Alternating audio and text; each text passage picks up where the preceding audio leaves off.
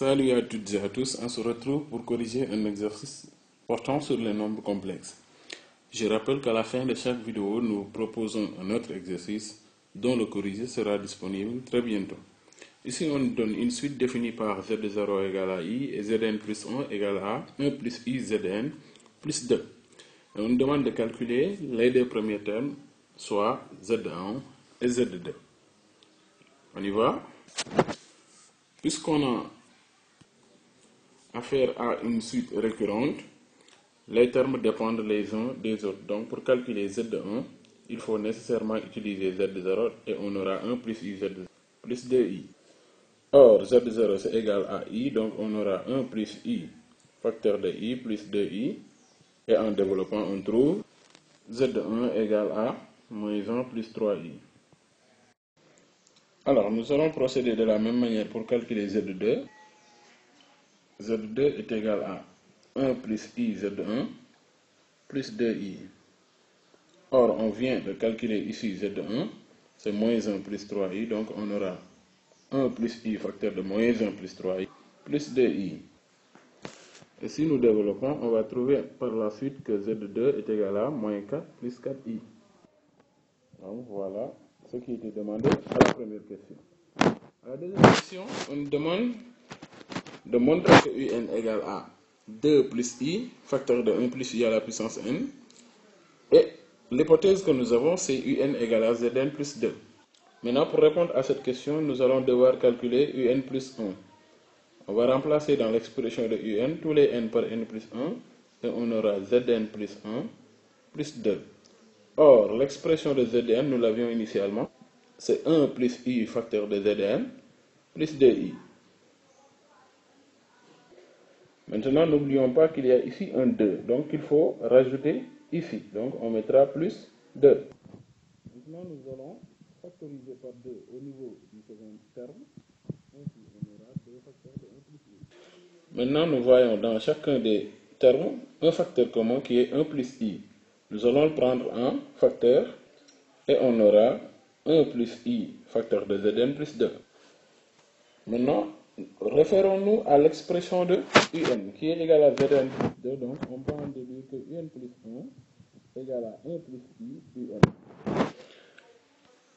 Et nous reconnaissons ici une certaine écriture de un plus 1 égale à q un, qui est la définition même d'une suite géométrique. De ce que nous venons d'écrire, donc on peut déduire que un est une suite géométrique de raison q égale à 1 plus i et le premier terme u0 égale à z0 plus 2. Et le premier terme u0 égale à z0 plus 2, c'est-à-dire 2 plus i. Rappelons maintenant que l'expression générale d'une suite géométrique est un égale à u0 multiplié par la raison à la puissance n. Si bien entendu, le premier terme est u0. Et ici, nous avons bien u0 comme premier terme. Alors, on en déduit que un égale le premier terme 2 plus i multiplié par la raison à la puissance n qui est 1 plus i à la puissance n. Et c'est bien ça qu'on nous avait demandé. À la question suivante, on nous demande d'exprimer zn en fonction de n. Nous savons que un égale zn plus 2, alors on en déduit que zn égale un moins 2. Or, nous connaissons l'expression de un en fonction de n, c'est bien 2 plus i multiplié par 1 plus i à la puissance n, et on les rajoute maintenant en moins 2. Ainsi, on a l'expression de zn en fonction de n. Maintenant, au niveau de la dernière question, on nous donne ici mn plus 1 d'affixe zn, mn d'affixe zn, i d'affixe a et moins 1 demi de i d'affixe.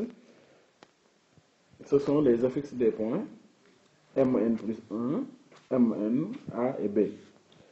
Maintenant, on demande de montrer que le rapport amn plus 1 sur bmn égale à racine de 2 et que la mesure de l'angle orienté correspondant est égale à pi sur 4.